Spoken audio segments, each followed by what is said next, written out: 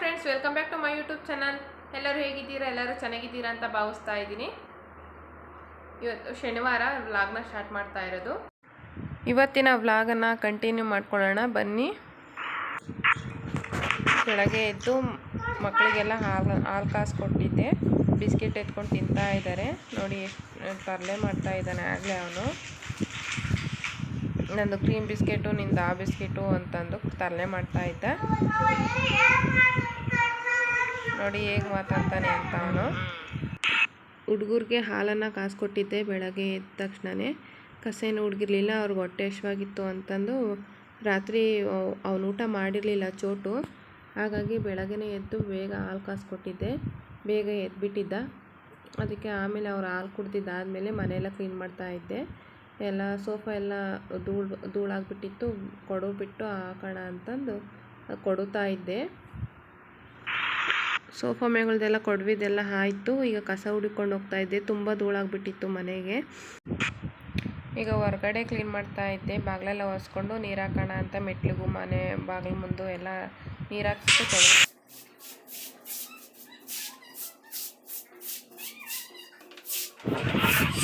One day ತೊಳಿಲಿಲ್ಲ ಅಂದರೆ ತುಂಬ ಧೂಳಾಗಿರುತ್ತೆ. ಇಲ್ಲಿ ಅಷ್ಟು ಧೂಳು ಬಂದಿರುತ್ತೆ ಗಾಳಿಗೆ. ಅದಕ್ಕೆ ಡೈಲಿ ತೊಳಿತಾ ಇರಬೇಕು. ಮೆಟ್ಲು ಎಲ್ಲ ತೊಳ್ಕೊಬೇಕು. ನಮ್ಮ ಮನೆ ಮುಂದೆ ಮೆಟ್ಲು ಮಾತ್ರ ತೊಳ್ಕೊಬೇಕು. ಈ ಮೆಟ್ಲು ಮಾತ್ರ ಇದು ಕೆಳಗಡೆ ಮೆಟ್ಲು ತೊಳ್ಕೊಬೇಕು ನಾವೇ. ಓನರೇನು ಕ್ಲೀನ್ ಮಾಡ್ಕೊಳ್ಳಲ್ಲ, ನಾವೇ ತೊಳ್ಕೊಳ್ತೀವಿ. ನಮ್ಮ ಮನೆ ಮುಂದೆ ನಾವೇ ಕ್ಲೀನ್ ಮಾಡ್ಕೊಳ್ಳೋದ್ರಲ್ಲಿ ಏನು ತೊಂದರೆ ಇಲ್ವಲ್ಲ. ನಾವೇ ತಾನೇ ಕುತ್ಕೊಳ್ಳೋದು, ಅಡ್ಡಾಡೋದು. ಹಾಗಾಗಿ ನಾವೇ ಕ್ಲೀನ್ ಮಾಡ್ಕೊಳ್ತೀವಿ. ಇಲ್ಲೇನು ಗೊತ್ತಾ, ನಾವು ಈ ಥರ ನೀರು ಹಾಕಿ ಹುಡುಗಿದ್ರೆ ಇನ್ನೊಬ್ರ ಮನೆಗೆ ಹೋಗುತ್ತೆ ಅನ್ನೋ ಟೆನ್ಷನ್ ಇಲ್ಲ ನನಗೆ. ಪೈಪ್ ಹಾಕಿದ್ದಾರೆ. ಒಂದೊಂದು ಮನೆಗೂ ಒಂದೊಂದು ಪೈಪ್ ಹಾಕಿದ್ದಾರೆ. ನಾವು ನೀರು ಹಾಕಿ ಹುಡುಗಿದ್ದು ಆ ಪೈಪ್ ಕುಂಟೆ ಕೆಳಗಡೆನೇ ಹೋಗುತ್ತೆ ಡೈರೆಕ್ಟು. ಒಂದೊಂದು ಮನೆಗೂ ಅದೇ ಥರನೇ ಮಾಡಿದ್ದಾರೆ. ನಾವು ಹಾಕಿದ್ದು ನೀರು ಇನ್ನೊಬ್ರ ಮನೆಗೆ ಹೋಗಲ್ಲ. ಅದಕ್ಕೆ ನಮಗೆ ಯಾವಾಗ ಬೇಕೋ ಆವಾಗ ಕ್ಲೀನ್ ಮಾಡ್ಕೋಬೋದು. ಅವು ಕ್ಲೀನ್ ಮಾಡೋವರೆಗೂ ನಾವು ಕಾಯೋಂಗಿರಲ್ಲ ಈ ಥರ ಇದ್ದಾಗ.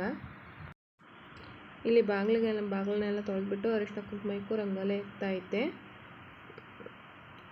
ಡೈಲಿ ಇದೇ ಥರನೇ ಅಭ್ಯಾಸ ನನಗೆ, ಬೆಳಗ್ಗೆ ಎದ್ದ ತಕ್ಷಣ ಮಾಡೋದು. ಇಲ್ಲಿ ಮನೆಯೆಲ್ಲ ಕ್ಲೀನ್ ಮಾಡಿಬಿಟ್ಟು ನೆಲ ಒಂದು ಒರೆಸಿಲ್ಲ ಒಳಗಡೆ, ಮಧ್ಯಾಹ್ನ ಒರೆಸ್ಕೊಳ್ತೀನಿ ನಾನು ಅಡುಗೆ ಎಲ್ಲ ಆದಮೇಲೆ. ಇಲ್ಲಿ ಅಡುಗೆಗೆ ತಿಂಡಿಗೆ ರೆಡಿ ಮಾಡ್ತಾ ಇದ್ದೆ. ಪಾಲಕ್ ರೈಸ್ ಮಾಡೋಣ ಅಂತ ರೆಡಿ ಮಾಡ್ತಾ ಇದ್ದೆ. ತರಕಾರಿನೆಲ್ಲ ಹಚ್ಕೊಂಡು ರೆಡಿ ಮಾಡ್ಕೊಳ್ಳೋಣ ಅಂತ ತರಕಾರಿ ಹಚ್ಕೊಳ್ತಾ ಇದ್ದೆ ಪಾಲಕ್ ರೈಸ್ಗೆ. ಈರುಳ್ಳಿ, ಬೆಳ್ಳುಳ್ಳಿ, ಹಸಿಮೆಣ್ಸಿನ್ಕಾಯಿ ಎಲ್ಲ ತೊಳೆದ್ಬಿಟ್ಟು ಇಟ್ಕೊಳ್ತಾ ಇದ್ದೆ.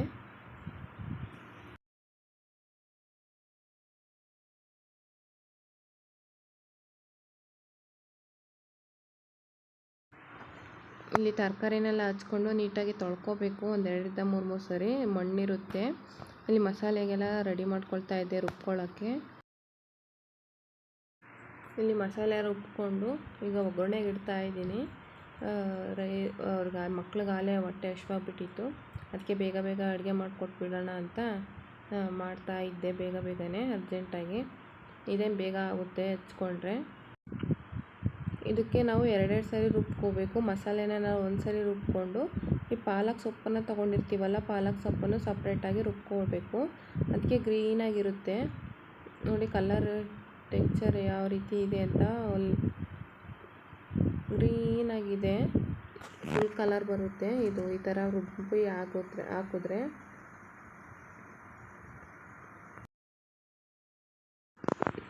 ಪಾಲಕ್ ರೈಸ್ ರೆಡಿ ಆಗಿದೆ.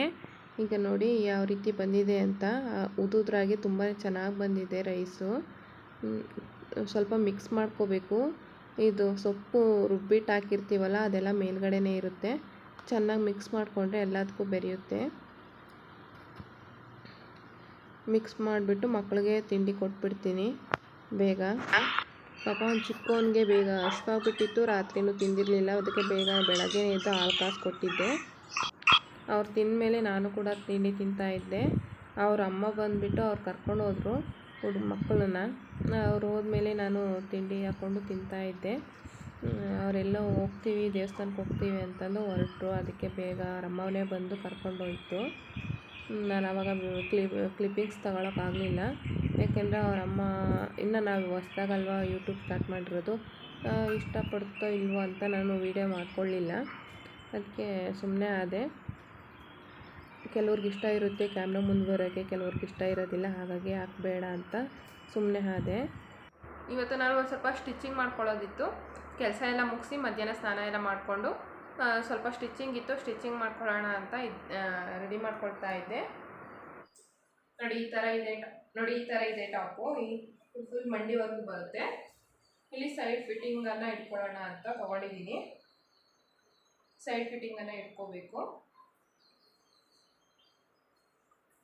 ಇದು ಪ್ಯಾಂಟು. ಕೆಳಗಡೆ ಕೂಡ ವರ್ಕ್ ಬಂದಿದೆ ಇದಕ್ಕೆ ಕಾಲ ಹತ್ರ. ತುಂಬಾ ಚೆನ್ನಾಗಿದೆ ವರ್ಕು. ನನಗೆ ತುಂಬ ಇಷ್ಟ. ನನಗೆ ಈ ಕಲರ್ ತುಂಬಾ ಇಷ್ಟ ಆಯಿತು. ನಮ್ಮ ಮನೆಯವ್ರಿಗೇನೋ ಅಷ್ಟು ಕಷ್ಟ ಇತ್ತು. ನನಗೆ ತುಂಬ ಇಷ್ಟ ಆಯಿತು ಅಂತ ತಗೊಂಡೆ. ಈ ಥರ ದುಪ್ಪಟ್ಟ ಚೆನ್ನಾಗಿದೆ. ದುಪ್ಪಟ್ಟನು ಈ ಥರ ಬಂದಿದೆ. ದುಪ್ಪಟ್ಟ ಸಿಂಪಲಾಗಿ ಬಂದಿದೆ. ದುಪ್ಪಟ್ಟ ಈ ಥರ ಬರುತ್ತೆ. ತುಂಬಾ ಚೆನ್ನಾಗಿದೆ. ಇದನ್ನ ಸ್ಟಿಚಿಂಗ್ ಮಾಡ್ಕೊಳ್ತೀನಿ. ಒಂದೆರಡು ಹಾಗೆ ಸೈಡ್ ಫಿಟ್ಟಿಂಗ್ ಇತ್ತು, ಹಾಗೆ ಅದನ್ನು ಇಟ್ಕೊಳ್ಳೋಣ ಅಂತ ತೊಗೊಂಡಿದ್ದೀನಿ. ನನಗೇನು ಟೈಲರಿಂಗ್ ಬರಲ್ಲ, ಈಗ ತಾನೇ ಕಲಿತಾ ಇದ್ದೀನಿ. ನಾನು ಕೂಡ ಯೂಟ್ಯೂಬಲ್ಲೇ ನೋಡಿಕೊಂಡು ಕಲಿತಾ ಇರೋದು ಸ್ಟಿಚಿಂಗ್ ಎಲ್ಲ. ನಮ್ಮ ಮನೇಲಿ ನಮ್ಮ ಅಕ್ತಿರೆಲ್ಲ ಟೈಲರೇ. ಸ್ವಲ್ಪ ನೋಡ್ಕೊಂಡಿದ್ದೀನಿ ಕಟ್ಟಿಂಗೆಲ್ಲ. ಈಗ ಸದ್ಯಕ್ಕೆ ಯೂಟ್ಯೂಬಲ್ಲಿ ನೋಡಿಕೊಂಡು ಕಲಿತಾ ಇದ್ದೀನಿ.